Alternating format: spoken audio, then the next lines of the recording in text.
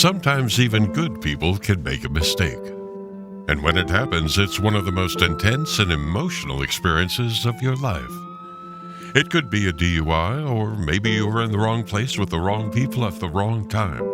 Or perhaps you just did something stupid at the spur of the moment without even thinking, and now you're in trouble with the law. Well, you need experienced legal help right away so you don't become a victim of the criminal justice system. Even good people can make a mistake, and if you, a friend, or a loved one has been accused of a crime, don't make another mistake by hiring the wrong attorney for the kind of help you need. You need to visit toddjohnslaw.com. That's toddjohnslaw.com, and then call Attorney Todd Johns today.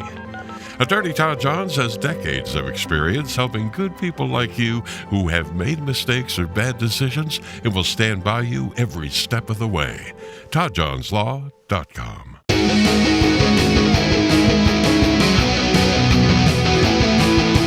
right, hello, welcome to That's Enough Out of You, a very special and a very timely edition of That's Enough Out of You. I am your host, Bill Rader, and joining me, my co-host, is Sean Kane. Sean, how you doing? Billy Rays, how you doing, buddy? Doing pretty good today. This episode was originally supposed to be on a different topic. Yeah. But because of recent events, we have we changed the topic around a little bit, brought in some reinforcements, and we have our first show. I would say our first show, right? First of many. First of many on the recent JFK file dump, as everybody's calling it. Right. And I think what was interesting, and of course we had Paul Bleau and Mark Adamczyk here with us today. Unfortunately, Andrew Eiler couldn't make it for this show.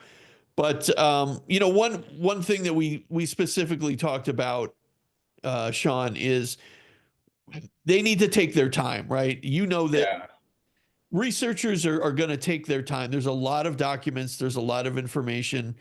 And I think everybody needs to kind of, like Paul said in this episode, take a deep breath. Sure.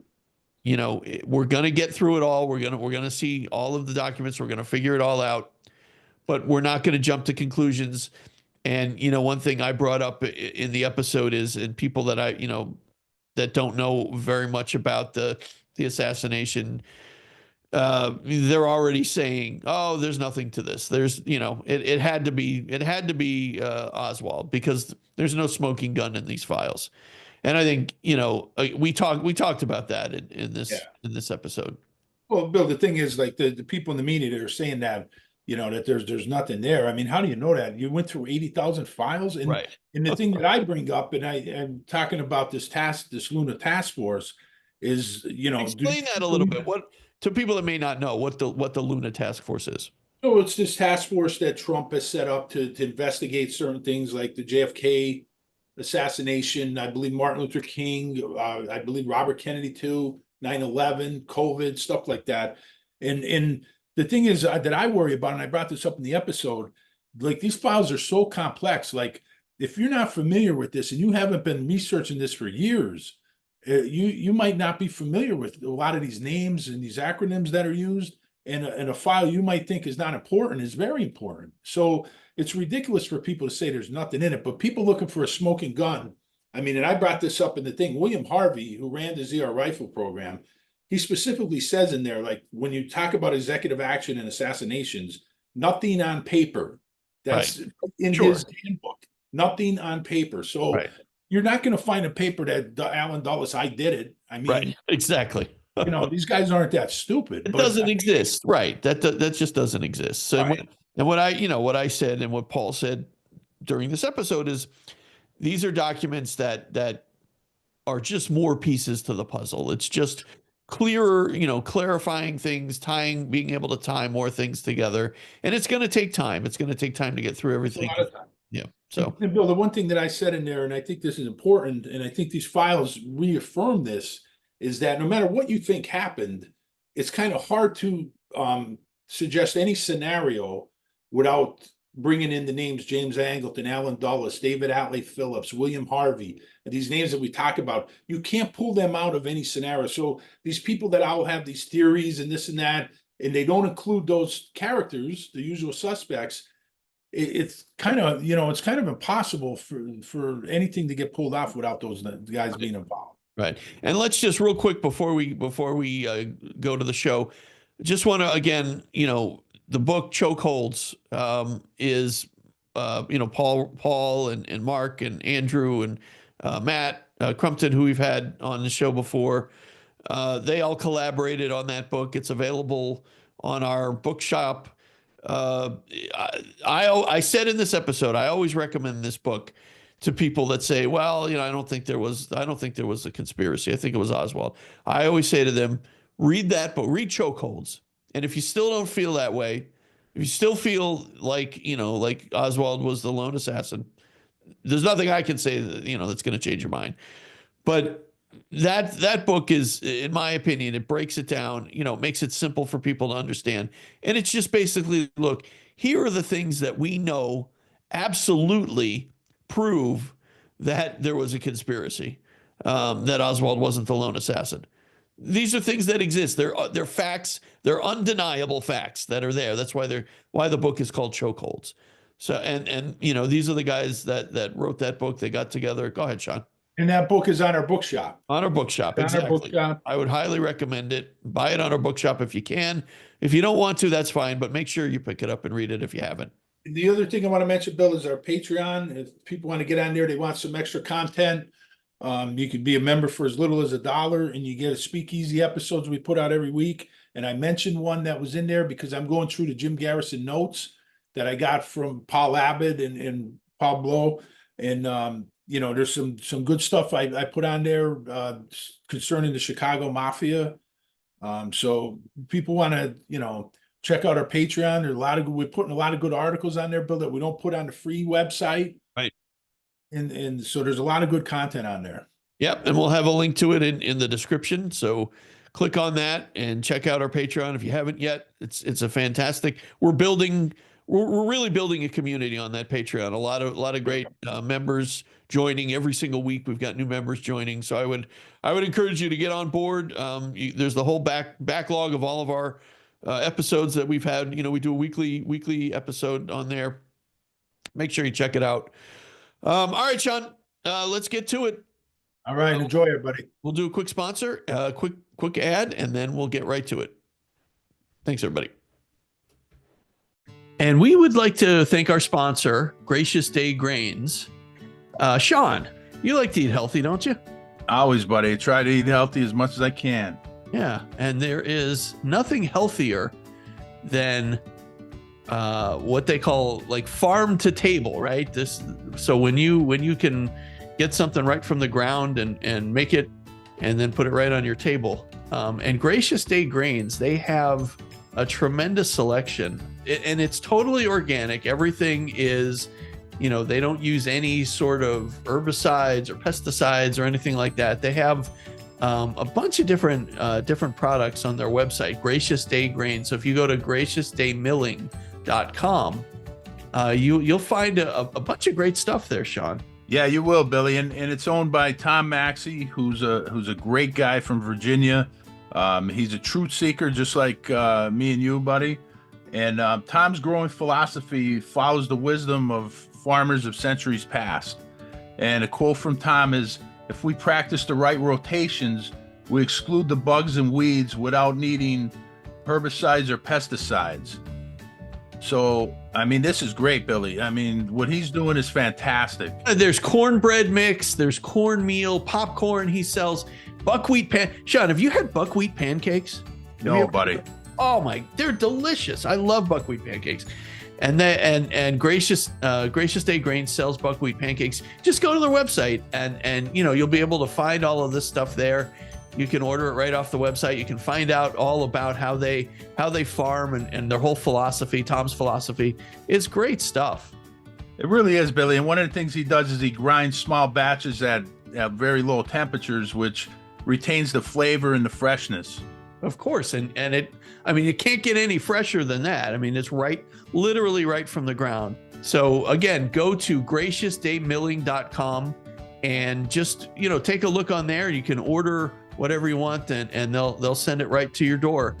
I mean, again, it doesn't get any fresher than that, right? From Tom's farm to your door to your table. So Absolutely. And eat healthy and you'll feel better. absolutely. I wish I could do that. I wish I could eat healthier, Sean. We'll start with Tom's stuff, buddy. I'm going to order some of those buckwheat pancakes. I love There you go. I love I'm making going to try them too, Billy. Yeah, they're really good. All right. Gracious Day. We thank Gracious Day Grains for their sponsorship. Thank you. Good. So you want to just start, Professor, you want to start with just talking a little bit about what you were telling us off the air? Okay, yes. So what we were pointing out is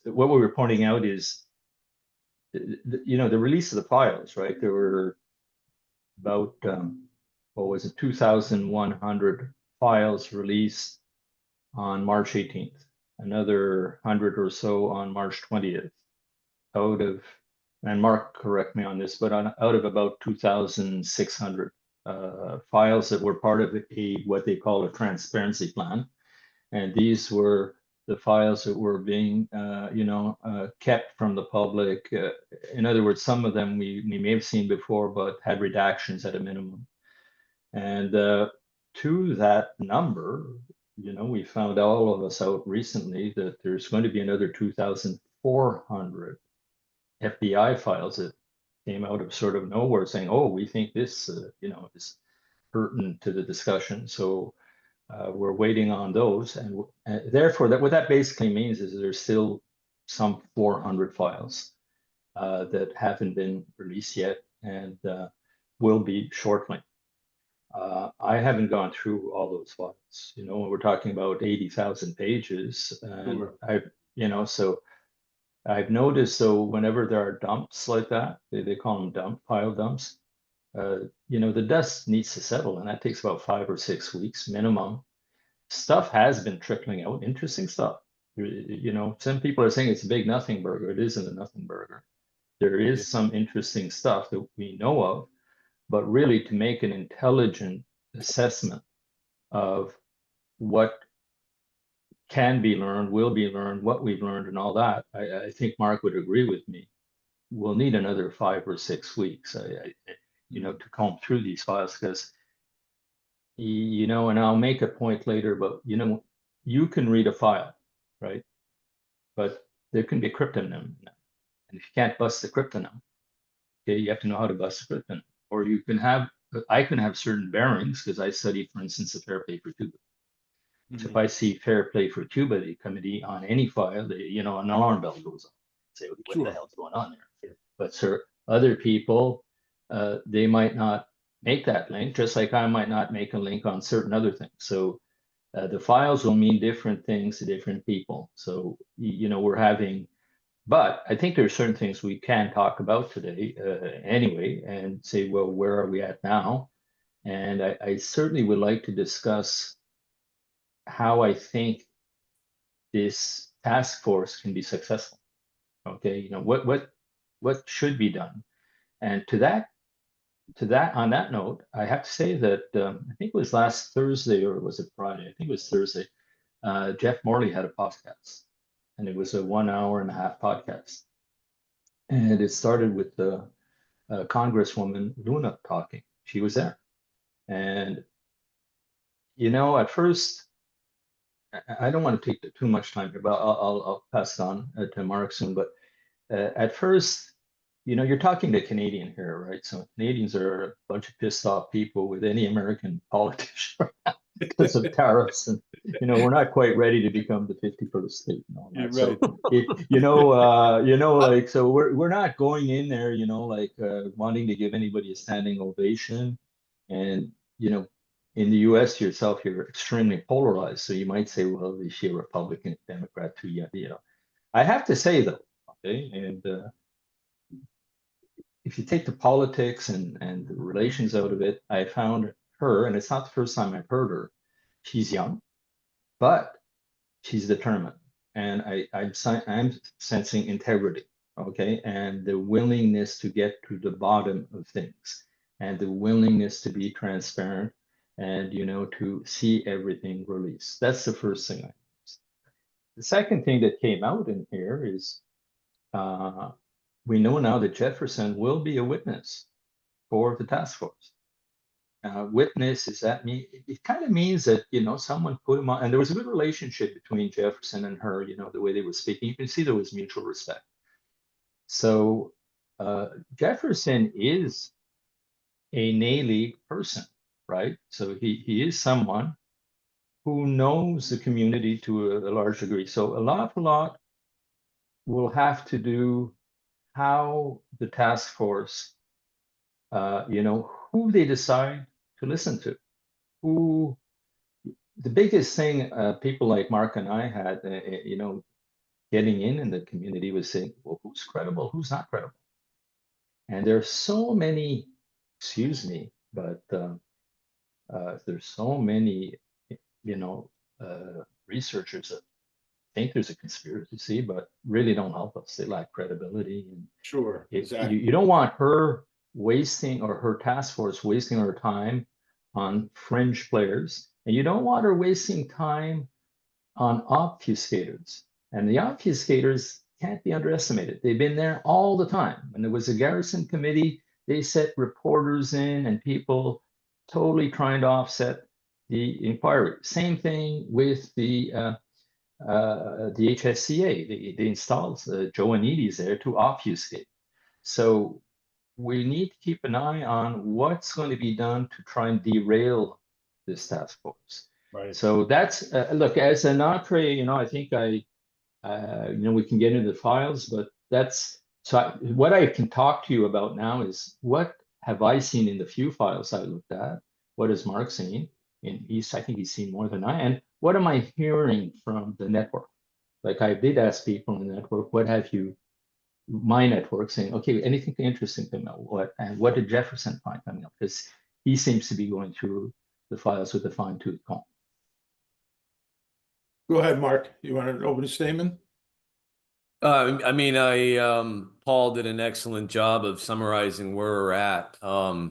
You know, with about 2/3 of the promised pages released on the NARA website as of Thursday evening. You know, there's obviously more to still be released. I understand Luna's task force is making sure that that happens by the end of this week. Well, here we are on Sunday, but you know, I think we'll see more on the NARA website in the next day or two. They're not organized in any particular way. You can look by, just like if you go to Mary Farrell or whatever, you look for the RIF number, you can see if it's a CIA document by, it shows 104, you know, the originating agency. That's about it. And Luna, Paul had mentioned, you know, I do agree that she seems very determined to locate and understand all of the outstanding assassination records, not only the ones that have been released so far, that they're still going through it. They didn't give, which I find very interesting. Her task force is essentially a congressional oversight committee, right? And that oversight committees in the JFK Records Act of 1992 have had jurisdiction over this for years, over 30 years now, to make sure that all records are in the possession of the archives, organized properly, and that any postponements past the ARRB review, the board's review in the 90s, were properly justified under the law. This task force does, I mean, this is her words. She said they have to go through it the same way that the four of us would, and to try to make sense of what's there and what is not there yet. You know, we can talk about what's not there yet and how I think, and I think Paul would agree, could paint the picture more on Dallas. There's not going to be, in all likelihood, a record that shows exactly what happened between, say, Mexico City and Oswald's activities there and Dallas. But we certainly know as much as we have ever known about Oswald's assignments and activities through Mexico City, and how the CIA was determined to keep that secret for a long time. My concern with the Luna task force is she could go through the files and everything, but is she going to have the knowledge, or use the people that have the knowledge that say we've been studying this for a long time? we see a name that means something to us, we understand it, where she might just gloss over that name.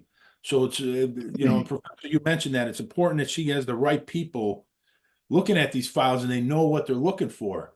So I've been looking through them. I know, Mark, you have too. So do you guys want to just start talking about any interesting files that you discovered so far? Well, Yeah, one thing, I just because I figured everybody else would be looking at the page one of several hundred, right, of the links with the PDFs. I started at the end the other day, and I like everyone else with full-time jobs, I've been, I probably looked at a few hundred so far, and I'm starting, to look at redactions that have been on the Mary Farrell site for decades now and see what has been unredacted and trying to make sense of that. So, I mean, I think folks like myself, Paul, Andrew Eiler, Jim, you all will go through that process. And like Paul said, it's going to take weeks to do that properly with an understanding of what is on paper and what they did not put on paper and the code names and acronyms and so forth. So when I looked towards the end of, I think it was the Wednesday evening release, there were situational intelligence reports from the CIA to LBJ, starting, I believe, on the 22nd or the 23rd or 24th of November. They were not redacted, and in previous versions of those intelligence reports to the president, a lot of things were redacted, including Cuba. And I saw one on November 27th, so you're talking 5 days after Dallas. The Cuba military had already completely lifted its military alert. And the president was being told as much by the CIA. So I find that very interesting that if Dallas was in whole or in part a Northwoods type operation to remove Kennedy and blame it on Castro, that quickly was recognized by the CIA in the reports to LBJ that Cuba didn't care. They weren't even on high alert. They knew they didn't do it. We knew they didn't do it. And so that was very interesting, I thought. a couple of files caught my attention. Of course, well, first of all, before going on the podcast, I said to myself, well, what should we be looking for? And I asked Jefferson Morley, and he has the top 20 files that he says if we get information around these files, we're going somewhere. Okay, so there's 20 of them that he mentioned. I didn't check out, and we have the RIF numbers of those, many of those files that he refers to. One of them is the Schlesinger memo. Okay, Let's and talk about yeah. So I'll tell you why I find it really interesting. Now, unlike Mark, I haven't, there's so much that you can know in comparing final file with the redacted file, because then you can say, well, why did they redact? Okay, what made this a national security issue that they had to redact it, and then gave us the final version later. And oftentimes, and I've done that in the past, you say, well, there was no national security issue. There was no spy whose identity was going to be revealed. So that's one thing that jumps to mind. But we're talking about an 11-page memo. And I think this file really plays on motive. We know that after the failed Bay of Pigs, Kennedy was humiliated, and he ordered a study of the CIA and their performance around the failed Bay of Pigs. He took the blame nationally, but RFK was on that committee, and they questioned Dulles and they questioned others, and it confirmed what we all know now is they misled JFK. They totally misled JFK on the plans, on the complexity, on what was going to happen, on what the secret plan really was all along. It was to really bring in the heavy artillery, not rely just on Cuban exiles to get the job done. So when he saw that he was being played with, and in the memo, what you have is a very deep discussion around how do you reorganize the CIA. And they point out the fact that when it was founded, under Truman, that the CIA's main role was supposed to be to centralize intelligence. No, that's right, sure. That's what it was supposed to be. But they had that little loophole, say, and do other things, in the interest of national security. And that's what opened up a whole Pandora's box on them getting into the dirty tricks, the regime change, all that. So it's through that. But so then the other thing they point out is they say, well, it's amazing how big that part became. Okay, and they give the example of the Night of the Generals in France. This is, to me, the Night of the Generals, early 1960s. Algerian, people who were against de Gaulle's Algerian policy, to decolonize and all that, wanted to organize a coup. They did organize a coup against them. And the day of the coup, and de Gaulle called Kennedy and say, hey, is the CIA after me? He says, yeah, are you guys after me? Kennedy says, look, I'm not after you, but I can't speak for the CIA. I don't know. Right. Okay, so he actually says that, to de Gaulle. And so then what happens is on the night of the coup, the second floor of the embassy is lit up wall to wall. And that's where the CIA personnel was, right? And they said, geez, our CIA personnel outnumbers our State Department personnel 2 to 1. Okay. And then they go on later to say, well, we know the CIA has people in just about, they have their tentacles everywhere, even within the US. So the discussion, when we hear in the movie JFK, Oliver Stone say that Kennedy said that he was going to split up the CIA into 1,000 pieces and scatter it to the winds. Now, that was mostly hearsay. You don't have a tape or anything like that.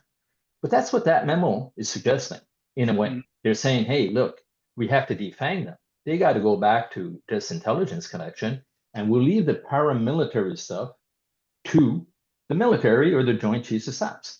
And that must have sent shockwaves through the whole Cold War establishment. So that's what I found. Like when you get into it tells you, Oliver Stone wasn't far off at all in this movie, and it tells you something along the lines that, boy, and then you fire, right, Dulles, and you're threatening to completely dismantle the CIA.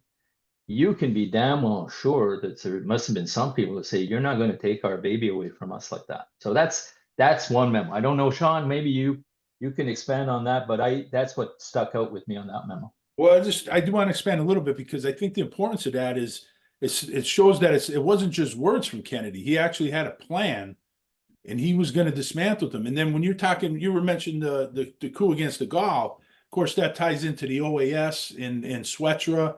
And of course, Alan Dulles backed the OAS and Armandex. Yeah, you're opening a big can there. But that memo, to me, is so important, because it speaks to motive, because it's more than just words. Kennedy's going to smash the agency into pieces. He had a plan, and that speaks to motive. Well, Mark, go ahead. Oh, sorry, because I mentioned two, so I'll try and. There's another one that Jefferson has focused on, and that's Angleton's testimony to, is it the Church Committee or the HSC? I'm not sure which one, but it's well over 100 pages of testimony, and 40 pages were redacted. And what Jefferson really points out is, the whole narrative by the Warren Commission that Oswald was some sort of vagabond, stumbled into the Texas School Book Depository, and he was really nothing to nobody. Completely wrong, completely false. Because he points out that Angleton had files that were several hundred pages long on his desk 1 week before the assassination, which would be normal because he was a defector, and likely a false defector, but a defector. Sure. Who threatened to give away, radar secrets and U2 secrets. He was in Mexico City, of all things, and identified. He was known to the FBI quite clearly. He was arrested because of his Fair Play for Cuba committee. I think. So the next question you have to ask yourself, if you have this kind of file on a communist, agitator, you name it, whatever, what the hell is he doing on the motorcade route, Right. a parade in the building with an open window? I mean, so you have either pure incompetence or cognizance. So Well, you can't have it both ways, right? it also speaks to Angleton controlling the 201 file and then gotten that file 6 weeks before the assassination. So if that file's not gutted and split, then that stuff could have been out there for somebody who was checking backgrounds of people on the parade route. Now that stuff is in a file where they can't see it. Well, the information isn't passed on to the Secret Service, No. that's for sure. And the Secret Service Exactly. said that, claimed that, and they were really furious because they were blamed by the Warren Commission, and they said, hey, and the FBI who did the investigation, they just felt like saying, hey, you buggers, the FBI, what did you tell us about it?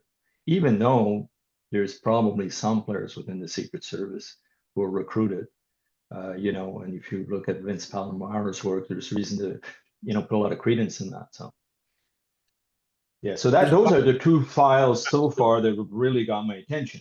But Right. I like Mark and everybody. I'm going to need 5 or 6 weeks. But Hey, there's a can lot I- of can I- Angleton in these files, though. Can I jump in for a section? Go ahead. I just from a bigger picture perspective here, I want to make sure people understand that these 80,000 documents, what they're going to do is like what we're talking about here today. They're just going to give us more pieces to the puzzle. There's not going to be a smoking gun. There's not going to be, oh, this is the memo that, you know, that directs or to assassinate the president. That doesn't exist. I think we can all just forget that, right? This is what this is going to do is it's going to clear up things. It's going to tie more pieces together. And I think one thing that we have to guard against, particularly with people who don't have the knowledge that you guys have where this case is concerned, is people are going to start to say, oh, well, you know, there was no conspiracy. Otherwise, there would have been something, you know, in these documents. So Oswald, you know, must have been Oswald, and that's the end of it. And I think what you guys are doing is so important with, you know, with going through the files and finding these little nuggets, these little things that, you know, that we can shine some light on and say, all right, well, no, there isn't going to be a smoking gun, but there's going to be more information. Go ahead, Sean. Well, one of the things that William Harvey in the executive action program, and Professor, you could correct me if I'm wrong, he said specifically nothing on paper. Oh, correct? he went even further. Yeah. He says you're going to have Put nothing on to, paper. you're going to have to falsify 201 files. 201 file, phony 201 file, yeah. He said you're going to have to falsify 201 files. Yeah. But as far as Maybe the Mark, action itself, what were we discussing, Mark, on what Bill just brought up, right? I think he's spot on that, right? With Harvey? No, with the idea of not to set your expectations, you know, through the roof, right? On the Yeah, I mean, I think I think Bill is right on point, and what we've seen this week, it doesn't so much answer any of the questions that will not be on paper, because those will not be on paper, but it almost so the ironic thing is with declassifying to the extent of 80,000 pages, what we haven't seen all of them yet, almost raises more questions, and those to me, as of today, given the even more known about Angleton with his testimony, as Paul said, has now been unredacted, is why did the CIA and the FBI, after Mexico City, after Oswald was allegedly there talking, trying to get into Cuba with a visa, and actually having been recorded talking to a supposed KGB assassination expert, why was the day after the FBI and CIA learned about that, it was on or about October 10th, was he removed from any security and watch list?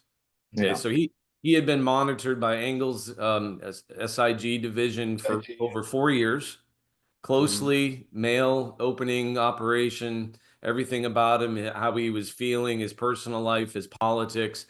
And then you have New Orleans, and we've talked about that on your show extensively with the Amspell operation and the Cubans that were directly involved with him there. Then you have Mexico City, which was the linchpin, the watershed of any kind of security threat that Oswald could have posed on paper, right? And with the surveillance they had of him there. So any one of those things would have been brought him in for questioning, put him on lockdown, especially in Dallas, as opposed to what happened. So it's almost like, okay, we know enough about Angleton's monitoring of Oswald now. We know he was a CIA source, asset, agent of that could be influenced, right? So then how do you tie the pieces from there to Dallas? Then the CIA would also have to answer now, like I said, what's not been released, what hasn't been answered is why they're clinging so fiercely to the Phillips, Joanides, and Bill Harvey records. Right. Well, if I can chime in, Bill, when you read these files, first of all, you would not be an intelligence organization if you wrote files that were straightforward and revealed secrets, Of and course. that you're not going to say, "Hey, we will meet Oswald on this day to brief him about his Mexico City trip." You're just not going to find that, right? But you will find is a whole pile of pseudonyms. You're going to find a whole pile, like the way that it's written is written very carefully, almost as if they're thinking if ever these documents are declassified, and they're classified, top secret. If ever they are, they'll have trouble decoding them. That's the way they're written. The second thing is probably many of the most revealing ones have already been destroyed. We know that because the ARB said the Secret Service destroyed files. The ONI did not cooperate. Joanides didn't cooperate. We know Angleton hid files and everything. So that's your second layer, is what's maybe they probably thinking things that might, allow people to fit in pieces of puzzle. We've got to get those hidden the most possible. Ergo, the tapes of Oswald being recorded in Mexico City. They just said, we erased them as a matter of routine. Yeah, sure. Here you have a guy talking to the head of assassinations. And before I get anything about him, I'm going to erase the tapes as a matter of routine. That's great espionage work. But let me throw in another thing that's terrible in this narrative. They're acting as the whole case rests on these final 3,600 documents. There are hundreds of thousands that have been declassified that we've gone through, and there are smoking guns in them. And when we wrote chokeholds, we have 800, the JFK assassination chokeholds, when we wrote it. Right. We have 800 footnotes, and those footnotes are all footnotes that clearly show that he was impersonated. They show who Jack Ruby was, that Jack Ruby was linked with the mob. They show, that there's likely a front shot. And these are all from declassified documents. So there have been smoking gun documents, when you see doctors' drawings of the back of the head, okay, but apparently everything, is going to relate to these 2,600 documents, and you say, hey, there's nothing there. No, there's always been something there. And this can only improve the overall view. And finally, I'll give you an example. This is how you get. And I'm going to just briefly talk about the Pepe letters, if you don't mind, John. This is a document that was released, many years ago, a number of years ago, right? The Pepe letters. And even those who comb through the file, there's maybe 4 or 5 people who noticed something really weird about them. Okay, and I can mention some things. When I saw that these letters were sent, they were incriminatory letters sent 1 year before the assassination. But if you don't have the bearings to understand that incriminatory letters were sent in and around the assassination, trying to put the blame on Oswald, if you don't have those bearings, well, that file won't mean anything to Luna and her committee, okay? And if you don't have the wherewithal to say that, who was the sender of the letters? It was a guy from the Fair Play for Cuba committee. He was being pinned with it, okay? And if you don't have the bearings to say that that is so unlikely, yet it repeats itself through all sorts of prior plots, it's just a file that could stay on a shelf and gather dust. So sometimes the files that are smoking guns, to me, that is a smoking gun file. But boy, you have to really wrap your brain around it to make, the cream come to the surface. So that's how I see the files, and how many people know how to read files. I don't That's know the if there problem. are, I don't know if there are 50 people on the Right. planet who know how to read files. Yeah. We will be right back. DK's Corner, now located at 201 Cherry Street in Jessup, Pennsylvania, is serving up the area's best tasting food at respectable prices. Known for our great cheesesteaks, DK's also has delicious breakfast sandwiches, specialty coffees, and catering 7 days a week. You'll love the wraps, soups, and pizza too. We're now open Wednesday, Thursday, and Friday, 9 a.m. to 9 p.m., and Saturday, 8 a.m. to 3 p.m. Visit DK's Corner on Facebook to see our daily specials, and make sure to follow and like us while you're there. We offer local delivery to homes and businesses, takeout, or come and dine in our new restaurant in Jessup. Call or text DK's Corner at 570-209-0278 or hit us up on DoorDash. And we thank DK's Corner for sponsoring That's Enough Out of You. One thing that could be a smoking gun that could possibly be in there is the travel vouchers. I mean, travel vouchers on William Harvey. Was he in Dallas? Was he, before or on the day of the assassination? That would be something that would be considered a smoking gun. I know Jeff mentioned that he's also fighting hard to get the Joannides files. And Joannides, there was a lot of talk about that. Joannides files. Now, Okay, for your audience, why is that the Joannides files? Why are they important? Okay, so let's go. HSCA. Well, the HSCA, Dan Hardway and Ed Lopez, and they're working in the CIA, and trying to go through files. And for the first months, it was really successful, and they were making a lot of progress. And then under the Bush heading of the CIA, a new philosophy to come in and really protect the CIA was getting hammered by the Church Committee and everything else. Comes in, say, hey, these are good old boys, and they're loyal to the country, and we're going to protect them and all that. So anyway, something happens is they say, we'll bring in a new liaison, and his name will be Joannides, and your guys can work with this guy, George Joannides. And Blakey, who headed the HSCA, got the guarantees that this guy was neutral, okay, that he had nothing to do with Dallas, nothing to do with anything involved in the assassination. Well, what Jefferson Morley found out about Joannides, right, was, hey, wait a minute, he was directly involved. He was running and managing the DRE, okay, and the DRE is that Cuban Student Association that Carlos Bringuier is a part of. And who's Carlos Bringuier? He's a guy who gets in this fight with Oswald in New Orleans and gets him arrested. Okay, so the fact that, and he was in Dallas for a while, Joannides. So the more you know about Joannides, the more it's embarrassing, about the claims made about him, and the more you can see him as a person to come in and hide the secrets, okay? And he was involved, and he was even, he was in charge of a budget. I forget what the budget, I think it was $100,000 a month for the DRE, and that's known stuff. So Jefferson's been trying to get those files for years. So that would be something I think to look forward to. Mark, do you have anything that you want to bring up? Because I have a couple files I'd like to go through, but go ahead if you got anything.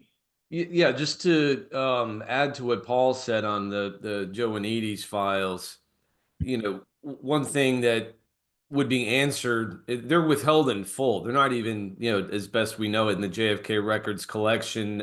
Jefferson went through 15 years of litigation with the CIA to get them. So that would be something that Luna's tasked for. Their assassination records, they're covered by the act. They're extremely relevant, right? Right. How can they continue to obstruct the law there and Trump's order? But his organization that Paul mentioned, the DRE, codenamed AMSPEL, infiltrating the Fair Play for Cuba Committee very aggressively in 1963, which of course Oswald was in the middle of in New Orleans, is the same group, the same network that was responsible for releasing the propaganda on Oswald the afternoon of the assassination after his arrest. That's remarkable. That Mhm. that that that that's already known. Like Paul said, so much of this has already been out for decades. But that personnel file of Joannides, Paul also mentioned Dan Hardway gave a sworn statement in Morley's lawsuit against the CIA about his extreme difficulties questioning and interrogating David Phillips. Yes. Anytime he got to the Oswald subject, Phillips lost his mind. And there's testimony there that's not been released. And of course, Bill Harvey's. I mean, to me, the most plausible explanation of everything we know now is that after the operation with Oswald and the propaganda was essentially completed in Mexico City, he was enabled by being removed from any security watch list, enabled to move straight on to Dallas, get the job in the building, be in the right place at the right time, and be part in some low level, probably in his mind, a false flag operation involving Cuba and Kennedy. That was the assassination plan with the propaganda already in place. Can I just build on that a little bit? David Atlee Phillips, he's the person who preceded Joannides on the DRE file. Mhm. So that's extremely important. He's the guy in Mexico City, right? He's placed in Mexico City when Oswald has that extremely suspicious, or an Oswald impersonator. That whole charade in Mexico City took place 6 weeks before the assassination. He's involved in a program called AMSANTA, which is a program to infiltrate and disrupt the Fair Play for Cuba Committee. So his links with Oswald, I mean, direct and indirect, are all over the map. So, and to add to that, they wanted to charge him with perjury because of his HSCA testimony. They knew he was lying. And they didn't go that far, but that's what Hardway and Lopez suggested, as well as Gaetan Ponce. So look, this whole thing of putting, so much importance on the remaining 2,600 files is ludicrous. The conspiracy is proven. And as a matter of fact, Luna starts her, weeks ago said, we know there are two shooters. Luna says, we know there are two shooters, and that single bullet failure is impossible. Impossible, So, right? yeah, Which everybody knew. yeah. So anyway, that's where they're landed at. So hopefully they'll go on in that direction, say, well, therefore, what do you do? Do you do a new investigation? Do you reopen it? That's what we're going to look at. Yeah. But go ahead, Sean, you had some other thoughts? Yeah, one thing I want to talk about, and it's not a new story because Jim D'Eugenio had in his book, I believe it was the Destiny Betrayed book, but there's a file on Gary Underhill. Did either of you guys read that file? The one just in the last 2,600? Yeah. No, I know, but it was discussed. Right. But I can't form an opinion on it. I knew the Underhill story, but I can't form an opinion on that file. How about you, Mark? Yeah, I've heard Jim talk about it. And he did cover that story in his book Destiny Betrayed, but it's now fully unredacted. It is a compelling story. He was a consultant to the CIA and military intelligence and small arms warfare. Right after Dallas, he I believe left Washington in a flurry. Very much upset about it and talking to folks. I think he took a trip up to New England or something, and was very open and discussing his strong suspicion that there was a small clique of CIA folks involved in the assassination. And then, of course, he met an untimely death a few months later in a suspicious, what they labeled a suicide attempt. So it's been released unredacted. There's still it's a very interesting story, and it's not being ignored as some kind of a false memo or just another suspicious death. It's closer to home than that. Right.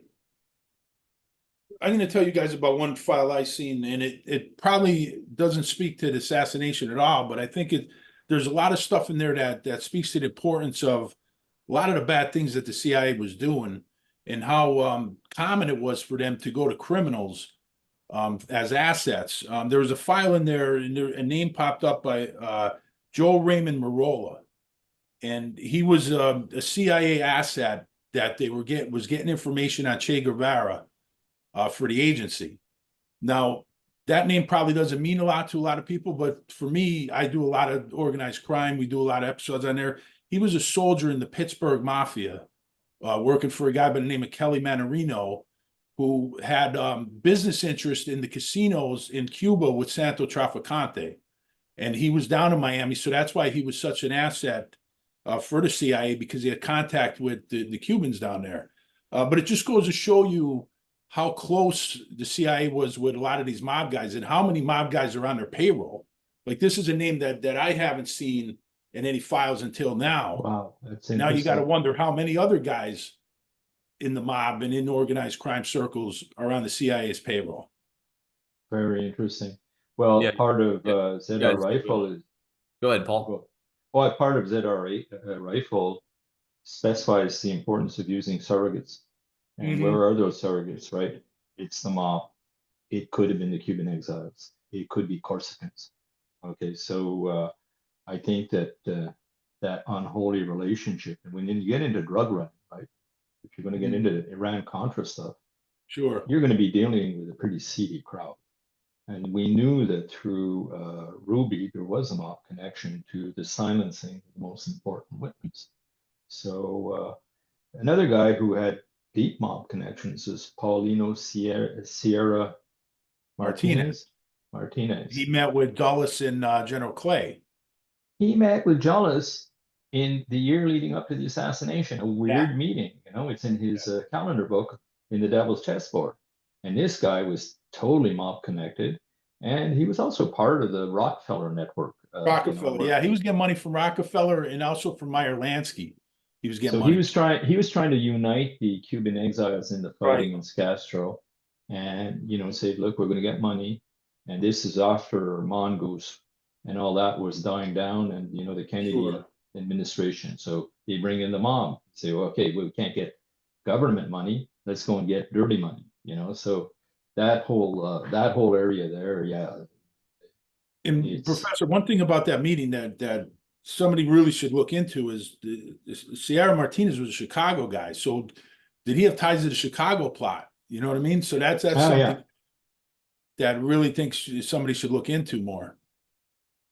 Oh yeah, I mean, who knows? Would he have been the guy who found the guy to silence Valley? Who was the potential plot? I don't know. But it's clear they needed, where the plot was going to take place. They probably needed an inside person who had links with the police forces. That's what Ruby had was so valuable, is he had great ties with the DPD. And, he uses women, his booze, his carousel club, and he was said to have known up to 400 officers on the force. Oh. What do you guys make of the file that was about Israel? About it said something about that Israel should always remain redacted, because we know Angleton ran the Israeli desk.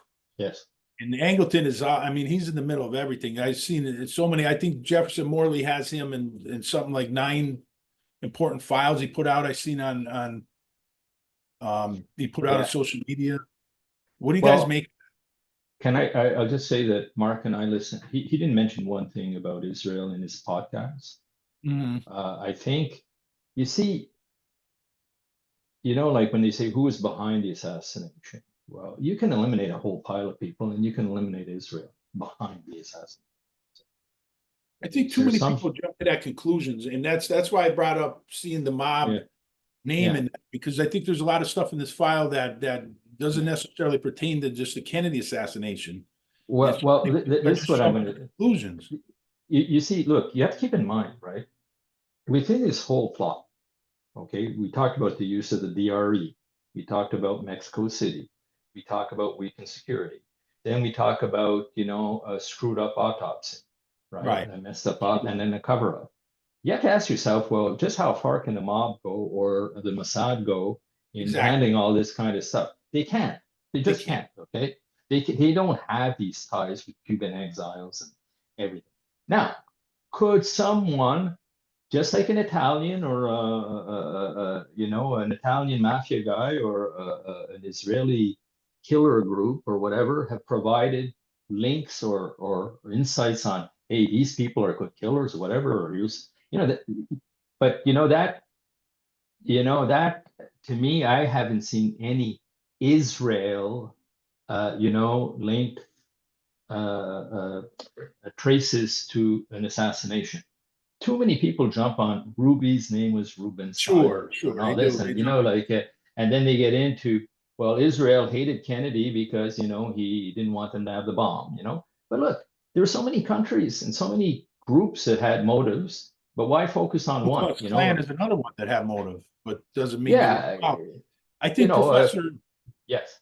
if no matter who you think's about in the plot, it's kind of hard to have any scenario without Angleton, Dulles, Harvey, Phillips.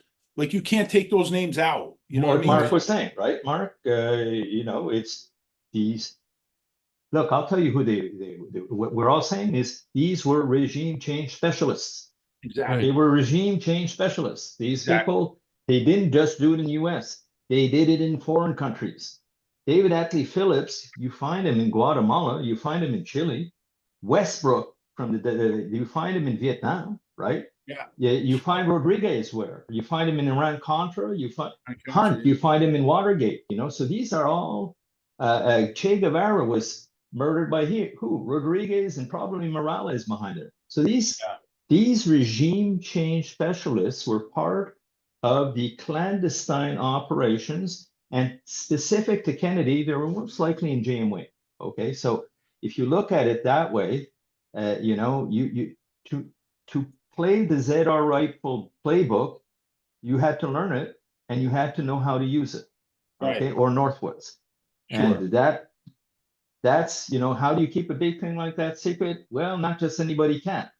Okay, you need some, because all these foreign regime changes, they came out mostly because of the church committee, right? Yeah. But it's years and years later. Years So later. anyway, that's my view, and I think Mark was saying the same thing, right? Like if you look at it, and by the way, that's where some people, more and more people, are trending. Okay, they're saying, who did it? Okay, well, how was it done? Yeah, you bring out ZR rifle, Northwoods, that type of thing. Who did it? Well, it's got to be people who knew what they were doing. Right. We always say that, Paul, but talking about this, you almost have to look at it like just a regular homicide investigation. You look at people who had motives, right? There are a lot of people who had motive, but did they have the means and did they have the opportunity? And nobody did, really, except for the people that we know about, the people that like you said, they do this on a regular basis and they know exactly how to do it. They're efficient at it. They do it all the time, and they know how to keep it quiet. And that's exactly what I think what happened here. They know how to close up loose ends and mop up and eliminate the problems, like Oslo. And create confusion, which I think is the most important piece of what they do, right? But things get so confusing that you just say, well, I just don't even understand this. So, it's not, I always say this to Sean. I mean, I don't know how you guys remember all the names and all the dates and all the, all the incidents that happened both prior to and after. I have a lot of trouble remembering those things. It's crazy. It really is. And I think crazy. that's really the most important thing that the CIA does is they try to, it's so much information that you just don't even know where to start. Can I let Go ahead. Mark, but that's bill is, we knew that, right? Like there are so many Cuban names and so many Italian names and so many, you get a Georgetown orange shoe. Took me 2 years to remember how to, pronounce his name. Right. Then you get into the cryptonyms, the HSCA, the Church Committee, the FPCC, so every book that you read on the JFK assassination, I think the biggest section they have is their index. Okay, I mean, because you're just going through or their footnotes. So the way we wrote the JFK assassination chokeholds, we kept that in mind. We said we have to start each chapter with a 1-page executive summary. Yeah. Okay, it's something that says, here's what this chapter will spell out. And then at the end, the lawyers came in and said, ergo. Okay, in other words, then we laid out the proof. And look, when you get into the laying out of the proof, you get incidents, names. There's 20 cases of Oswald being impersonated. Think of that. Imagine all the names around those 20, and we're up to 25. But at the end, the lawyers come in and say, okay, now we're talking to the jury. How do we bring this and package it properly so that they can digest it? And that's where Mark, Andrew Eiler, Matt Crumpton really played a big role, in developing the model of communicating the information. And if you don't have executive summaries, chapter by chapter, you're going to lose a lot of people. Yeah. And I always recommend your book, Paul. I always recommend it to people that say to me, they don't believe that there was a conspiracy.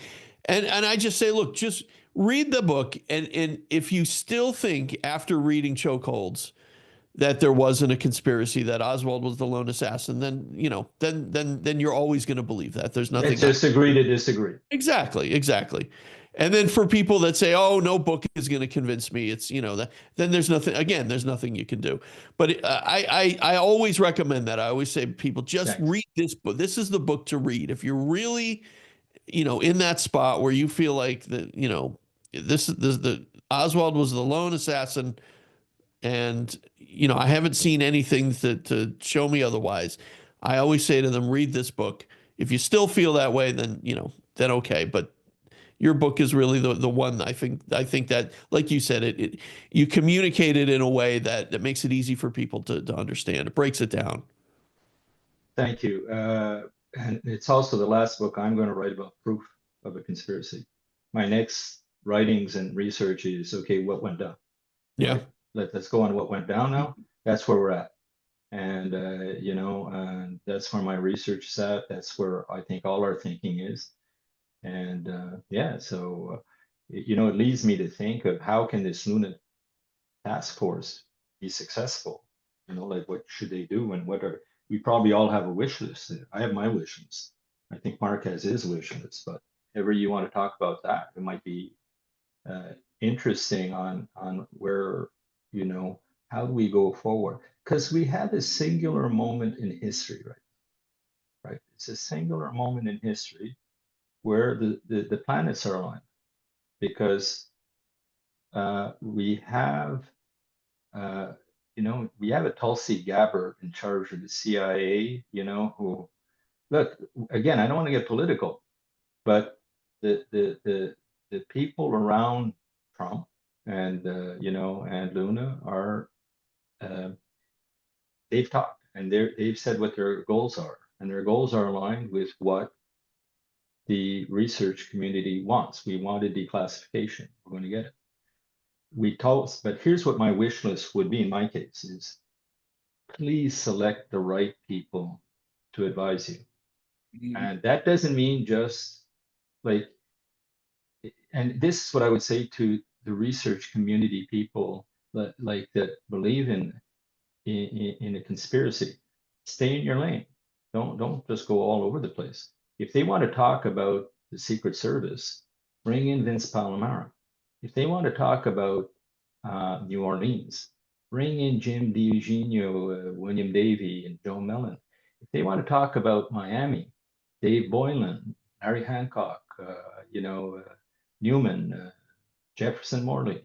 If they want to talk about the laws that were broken, Mark Adamczyk here. Andrew Eiler is one of the top people I know when it comes to understanding the JFK Act Okay, if you want to get into, so in other words, if you want to talk about prior plots or the research where the community is at, well, that's an area I've studied a lot, you know. So if they know who to talk to and then avoid. Now, what I would say also is, you know, we have a lot of fights in our community. You know, I try and stay away from them, but we got to rally around Jefferson Morley if he's the person who has the ear. We have to, you know, we have to rally around him and help him and give him advice or whatever. And we have to not shoot ourselves in the foot in this whole thing. So the Luna Task Force will need help. Thank God they went to Jefferson Morley rather than some other people we know, right, who are on the other side, or, you know, it could have been other people who would say, well, you know, if it had been the bear guy, he would have said that, you know, you have to look towards Castro. Yeah, All that. So, you know, this is going to be what I'm saying, that in terms of, I hope the community backs Jefferson. If Jefferson is the person who has the ear, I hope Jefferson also knows who the best people are, with what lanes they should be into, and where the expertise is, so that he can make it inclusive, you know. So, but at the same time, you know, it's not time for them to hear from Judith Berry Baker, you know, or from obfuscators, people who are really good at debating, but are there for the purpose of, you know, deviating. There's exactly. too much of that, and that could be a wasted opportunity if we go into that. So that's the way I see. Where do you go from? If our goal is for there to be a reinvestigation or a conclusion, there's conspiracy. That's how hopefully it'll move forward. Go ahead, Mark. You got something? Yeah, I mean, just to you know, Paul mentioned where to go from here. I mean, I think where I would leave it after what we've seen this week is we're really at a fork in the road. Because I always come back to Oswald on this thing. You know, he was the presumed accused assassin for over 60 years, still is in the official history books, right, Paul?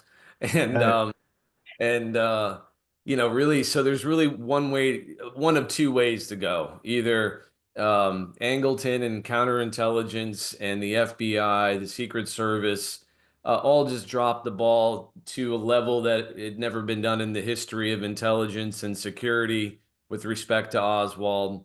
And he went on to Dallas unwatched and was in the right place at the right time by luck and pulled this off. Well, there's not a record or an acknowledgement from the CIA or any agency of just admitted incompetency. You know, they could put a lot of the noise to rest if they say that's just really what happened. We were asleep at the wheel. We won't do it again, right? Well, they're not saying that. There's no record of that. So the more plausible explanation is more sinister. The things we've talked about with the security lapses enabled Oswald to be in Dallas and in an operation against JFK.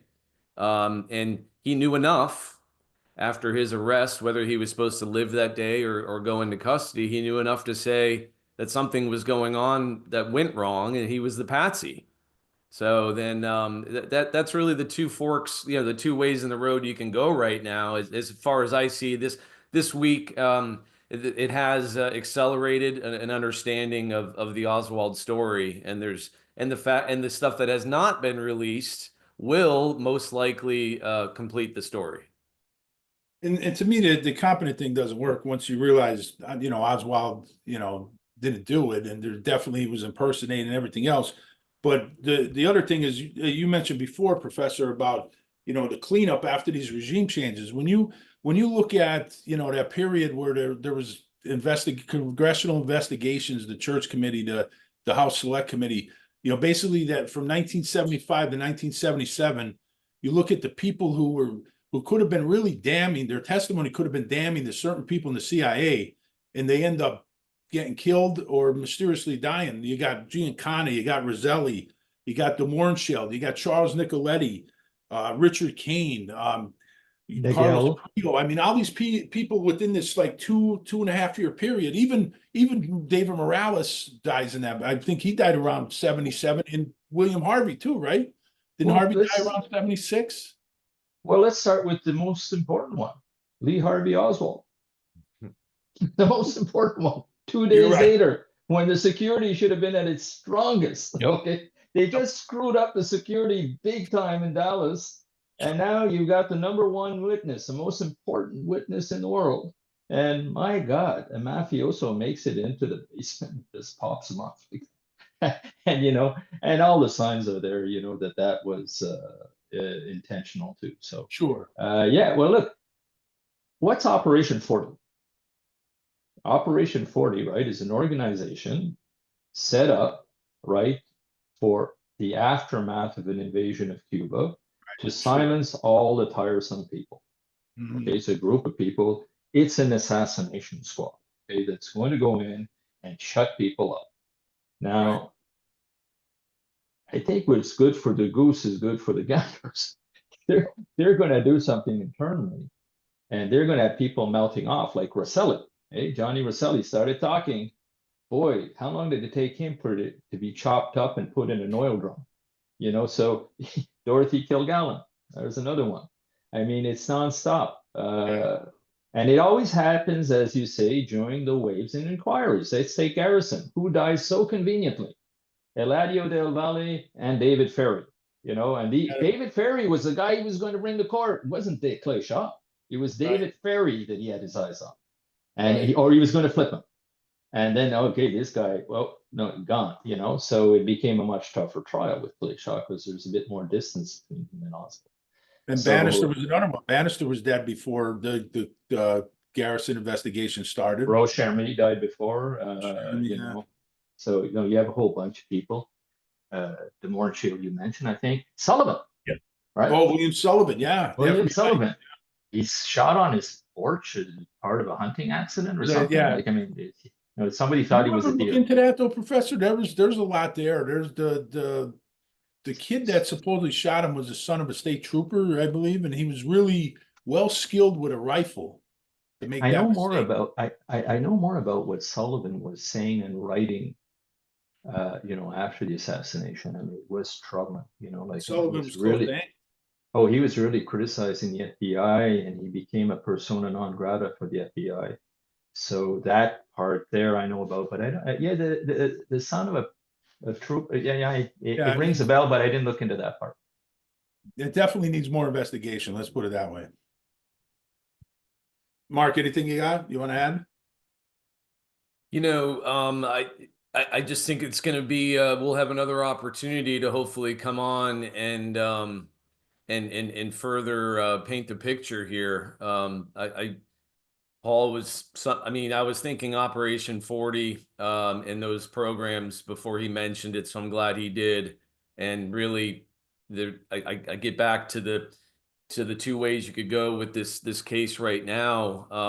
It's either a benign explanation about Oswald but it just doesn't make any sense if you take a preponderance of the evidence or even you know, I don't know if it's beyond a reasonable doubt that there was because there's not going to be like a record, like I said, between Mexico City and Dallas, but there's just all signs point to a severe action against JFK, which was probably the main objective, with a pretext to immediately blame Cuba. But now we know that they quickly went the other way, and I think it's most likely because of the fact that Oswald survived, was talking, and they knew he was purely intelligence. And any proper investigation of Oswald would have gone off the rails. I just want to add one thing. You also got to watch for specific disinformation because I found something in one of the files and I jotted down in the notes. It was a letter. I forget the exact details of it, but it listed Carlos Marcello as the head of the national syndicate in organized crime, and that's not correct at all. If anybody who studies organized crime and understands realizes that it was run out of New York, and we talk about this all the time. The commission in New York was the governing body nationally of organized crime. It wasn't Carlos Marcello might have been the most powerful boss in the South, Yeah. but he definitely did not run the national syndicate. So that's disinformation in there, specifically and somebody who believes in the mob did it theory that is pushing the Marcello angle would pick that up and run with it. And there's also, a movie coming out about Giancana running it. And I went through some of the Garrison notes, Professor, from Paul Abbott gave me. And Okay. there was a specific note in there, Garrison, to guy by the name of I forget his name now. I just did a Patreon on it.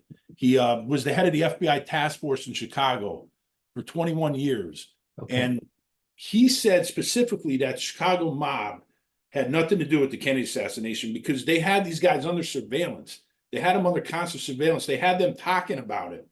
And this is the guy who's the best expert on the Chicago Mafia. So somebody like that would definitely have, his opinion means a lot more than some ex-mob guy talking on a podcast, making stuff up. So, I just worry about the mob did it theories because we know online that the mob can't do it. Some people can't separate these mob guys working as CIA assets. Yeah. Subservient to the CIA is from the mob actually running operations because we know they couldn't have pulled this off. So No, I and worry that's about stuff yeah. like that, I think that's where Blakey wanted to park himself, was behind the mob, and I think he. Bill Romer was the guy's name. I just thought of his name. Bill Romer. He was the head of the FBI, the outfit task force for 21 years. He ran it, so he understands the Chicago Mafia better than anybody. Yeah. No, but I mean that's where Blakey wanted to park himself. It was Sure. the mob, and he tried to insist on how Oswald's uncle, was a bookie for the mob, and Yeah, how, that's a stretch. That's a stretch. it's so much stuff there. But again, you have this horrid autopsy. How does the mob, They can't. and how do they really lower security, in Dallas, and how do they set up the Mexico City charade? They're not going to hide these records for 60 years because the mob did. No. On top, yes. The Kudos for that the remark. thing about it is, and Bill and Sean, you guys should get a ton of credit for your coverage of organized crime on your show, but there's enough elements of it in Dallas where leaders like Marcello, who has talked, and there's still recordings and information on him that have not been released, where they probably believed they had something to do with it. The guys they had been working with out of Miami and JM Wave and the CIA and the anti-Castro extremists, were most likely involved in the second part of the operation that was just Dallas. Right. Well, they most likely are the ones who talked to Ruby, right? So I mean, the mob was probably brought in to say, okay, bring your guy in, Ruby in, and we know the mob was used to, try and assassinate Castro. So there's a link there. We know all that. But again, if you see the assassination on 3 levels, right? Is who did the shooting, who's on the ground with the walkie-talkies and the escape cars and all that. That's 1 level, right? It's the ground level. Then you have the orchestrators of the coup. Who are the people who handled the propaganda to make Oswald look pro-Castro? Who are the people who actually organized the hit, the motorcade route, and all that? And then you have who greenlighted this whole thing, right? So if you look at it at 3 levels, right? I doubt that anybody would say at the top level you have the mob, greenlighting everything. But there is Now, books. maybe, There is people push that angle. yeah, but I mean, yeah, exactly. Trying to sell books. Yes. There's a movie coming out this year too. There might be 2 of them. Yeah. Oh yeah.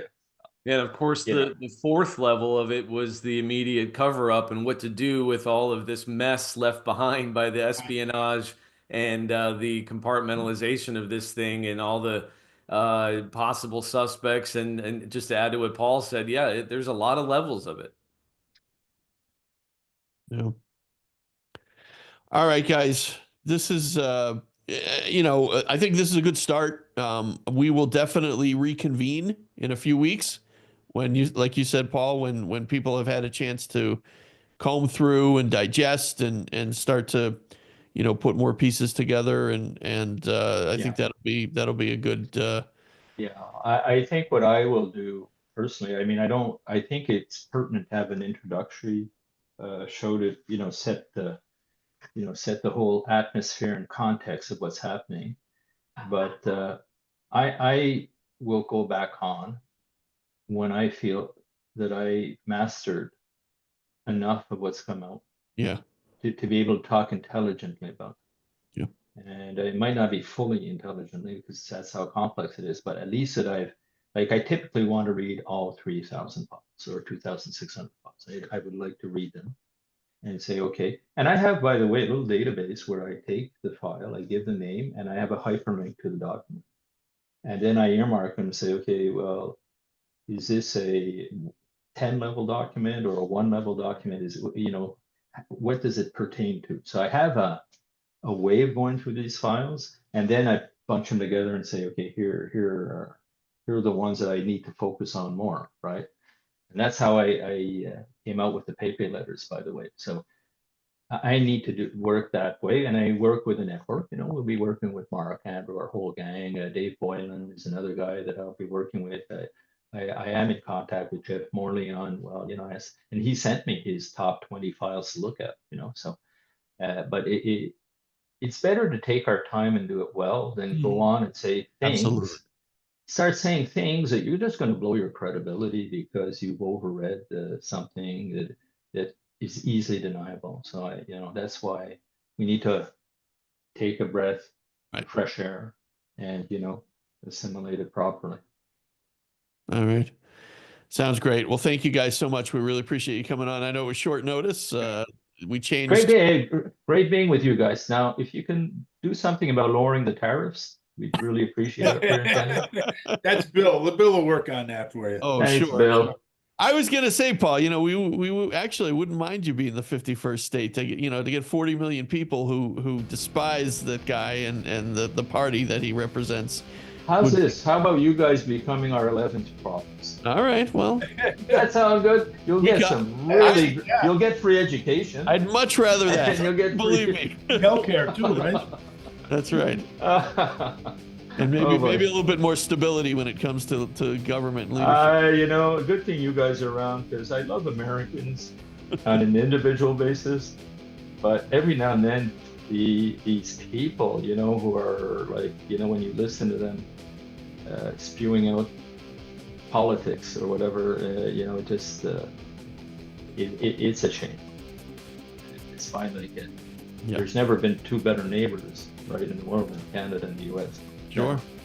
Yeah. Totally agree. Hey, well, thanks, guys. All right. Thank you guys. Very much. All right. Enjoyed it. We'll be back on. Thank you. Yep. All right. Thank Thanks. you. Take care, guys. That's Enough Out of You podcast is executive produced and written by Bill Rader and Sean Kane and edited by Bill Rader. The That's Enough Out of You podcast and logo are exclusive property of Bags of Chicken, LLC. Any rebroadcast, retransmission, or accounts of this podcast without the express written consent of Bags of Chicken, LLC is prohibited. So don't even try it.